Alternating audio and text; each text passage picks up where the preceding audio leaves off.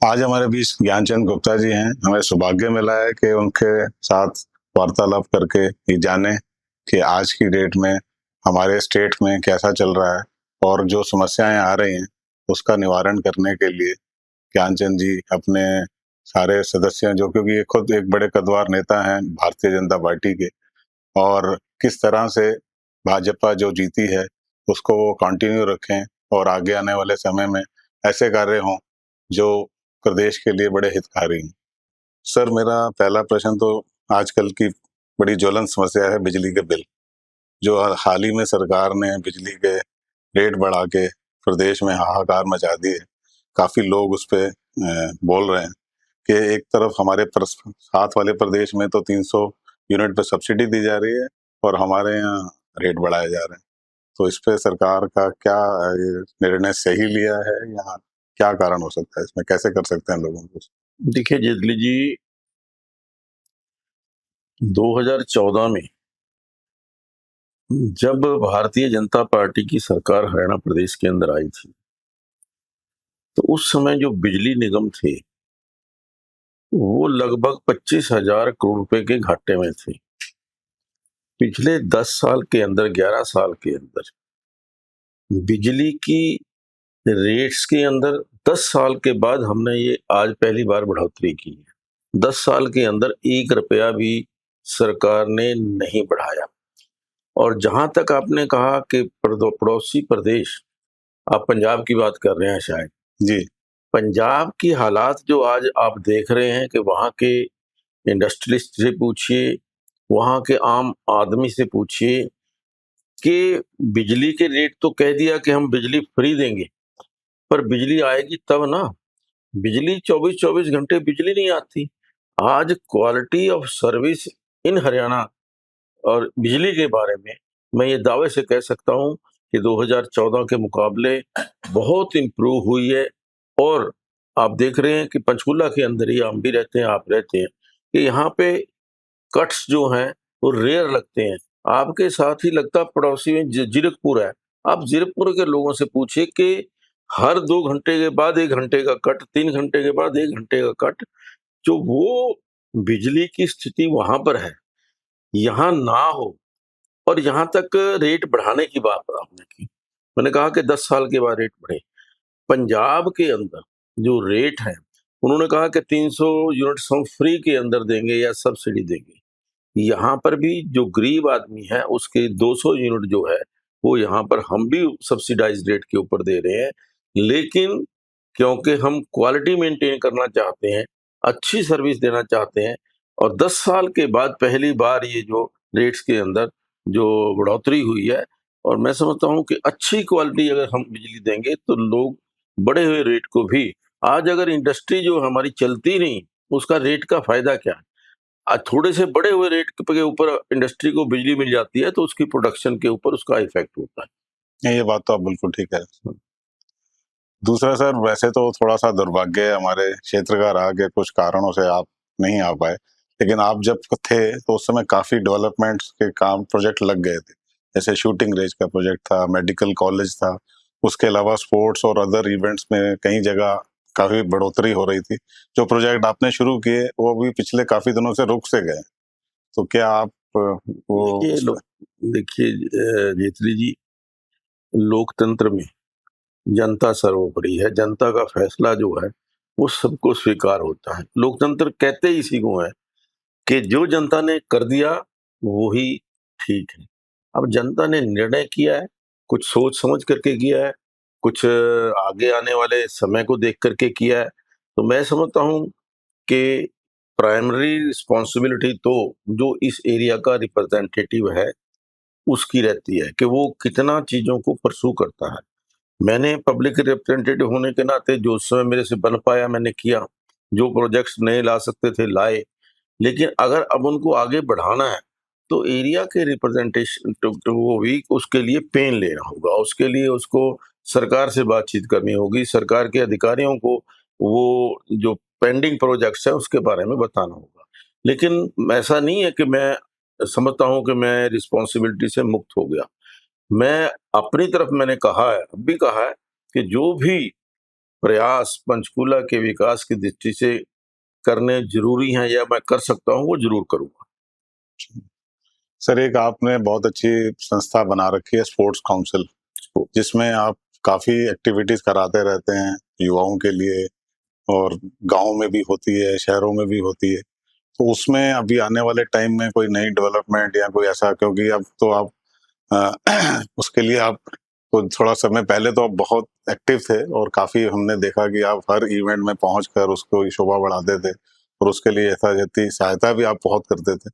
तो वैसी नेचर आगे भी रहेगी? और नहीं, डेफिनेटली अब तो मेरे पास समय थोड़ा ज्यादा हो गया इस स्पोर्ट्स प्रमोशन सोसाइटी को और आगे बढ़ाने के लिए। पहला थोड़ा सा पॉलिटिकल इन्वॉल्वमेंट रहती थी, बिजी रहते थे, अब तो टाइम बहुत है। देखिए, ये जो हमारी स्पोर्ट्स प्रमोशन सोसाइटी लगभग 15 वर्ष पहले 2012 के अंदर, 11-12 के अंदर, 2010 के अंदर इसकी हमने स्थापना की थी। इसको हमने 10-12 दोस्तों ने मिलकर के बनाया था कि पंचकूला के अंदर और हरियाणा प्रदेश के अंदर स्पोर्ट्स को कैसे प्रमोट किया जाए। अलग अलग तरीके हो सकते हैं। हमने उसके पीछे सिर्फ एक लक्ष्य को लेकर के हमने ये सोसाइटी बनाई थी कि युवाओं में जो बढ़ती हुई नशे की आदत है, अगर युवा को नशे से दूर रखना है तो मेरा ये मानना है कि वो अगर स्पोर्ट्स के अंदर इन्वॉल्व हो जाएगा, खेलों के अंदर लग जाएगा, तो उसको नशे की ओर उसका ध्यान नहीं जाएगा। इसीलिए हमने पिछले लगभग 15 साल के अंदर हर साल, चाहे वो गांवों के अंदर कबड्डी टूर्नामेंट है, पंचकूला के अंदर बैडमिंटन की चैंपियनशिप है, क्रिकेट के मैचेस हैं, या जिस प्रकार से और जो हम स्पोर्ट्स को प्रमोट करने हाँ, के लिए मैराथन कर सकते हैं, मैराथन भी करते हैं, हमने साइकिल रेस भी की है, और लोगों को ज्यादा से ज्यादा इन्वॉल्व किया। हमने जो बेस्ट स्पोर्ट्समैन थे उनको भी ऑनर किया कि उनको जो सुविधाएं आप हरियाणा का नाम दूसरे स्टेट्स के अंदर या नेशनल लेवल के ऊपर जिन्होंने हरियाणा का नाम रोशन किया, उनको भी हमने एनकरेज करने के लिए, चाहे वो राशि थोड़ी हो, लेकिन उनको एनकरेज करने के लिए विभिन्न कार्यक्रम जो है वो हम करते रहते हैं। बस मुझे यही जानना था कि अब आने वाले स्पोर्ट्स काउंसिल जो आपका है, उसमें कोई नई एक्टिविटी अब आप शुरू करने वाले हैं या? हाँ, बहुत अच्छा जितन जी आपने पूछा कि आने वाले दिनों के अंदर सितंबर माह के अंदर एक बहुत बड़े जो इवेंट जो है वो हम करने जा रहे हैं। All India under 15 under 17 badminton championship, वो हम पंचकुला में अंडर स्पोर्ट्स प्रमोशन सोसाइटी के माध्यम से हम करवाने जा रहे हैं। इसके अलावा अंडर 15 अंडर 17 रैंकिंग टूर्नामेंट वो भी यहाँ पर होगा। ये नेशनल लेवल पर? नेशनल लेवल का टूर्नामेंट। जी जी। और एक हम नई शुरुआत कर रहे हैं कि जो हमारे बच्चे गलियों के अंदर खेलते हैं उनको प्रमोट करने के लिए, उनको एनकरेज करने के लिए, हमारा जैसे मैंने कहा सोसाइटी का मकसद ही एक है कि बच्चों के अंदर खेल आए। खेल आएगा तो वो नशे से दूर रहेंगे। जितने भी बच्चे पंचकूला के अंदर चाहे छोटे ग्राउंड के अंदर खेलते हैं, गली के अंदर खेलते हैं, क्रिकेट खेलते हैं, तो पंचकूला गली टूर्नामेंट जो है, गली क्रिकेट टूर्नामेंट, उसका हम आयोजन कर रहे हैं। और वो एक ट्रॉफी जो है हम उसको अटल जी के नाम से, अटल ट्रॉफी जो है, अटल क्रिकेट टूर्नामेंट जो है उसको कर रहे हैं। उसके अंदर हमने कैश प्राइज भी रखा है ताकि बच्चों को थोड़ा सा इंटरेस्ट बने। 1 लाख रुपया हम जो विनिंग टीम है उसको कैश प्राइज देंगे, 51,000 रुपये सेकंड को देंगे, और 31,000 रुपया थर्ड टीम को जो हम देने वाले हैं, ताकि बच्चे जो हैं ज्यादा से ज्यादा स्पोर्ट्स की ओर आए। और आजकल जैसा आप देख रहे हैं कि क्रिकेट का एक बहुत चार्म है, बच्चों के अंदर विशेष जो है क्रिकेट के लिए एक उत्साह रहता है। तो हमने एक नई शुरुआत जो है वो इसीलिए करने जा रहे हैं ताकि बच्चे ज्यादा से ज्यादा स्पोर्ट्स के अंदर, खेल के अंदर अपना समय बिताएं। ठीक है, बहुत बढ़िया सर, बहुत बढ़िया। दूसरा बस यही जानना चाहता था, क्योंकि अब एक्टिविटी आपकी लोगों के बीच में जाने की और बढ़ गई है, तो लोगों को कोई खास मैसेज आप देना चाहेंगे? वैसे तो मैं ये खुद ही ये कहना चाहता हूँ कि ज्ञान जी के पास जब भी कोई आया है किसी समस्या को लेके, कि उन्होंने उनकी भरपूर सहायता की है और कोशिश हमेशा ये की है कि वो सेटिस्फाई जाए। फिर भी आपने नहीं कोई ऐसा उचित समय रखा हुआ सर, या नहीं, बिल्कुल बिल्कुल, मैंने 11 बजे से 2 बजे तक लगभग डेली जो है, जो हमारे पंचकूला वासी हैं, उनकी छोटी-मोटी समस्याएँ जो होती हैं, उनको प्रयास करते हैं कि उससे उनको उससे छुटकारा मिल जाए, कोई समस्या का समाधान हो जाए, चाहे वो किसी अधिकारी से बातचीत करनी है, किसी भी व्यक्ति से बात करनी है, तो करने का प्रयास करते हैं। मेरा ये प्रयास है, मेरा अब भी ये मानना है कि पंचकूला के लिए मैंने जो 7 सरोकार, मेरा एक थी वो प्रोजेक्ट था कि पंचकूला के अंदर मेरे 7 सरोकार, यानी आपके भी, उनके भी, सबके लोगों के मेरे 7 सरोकार। नंबर 1 नशा मुक्त पंचकूला।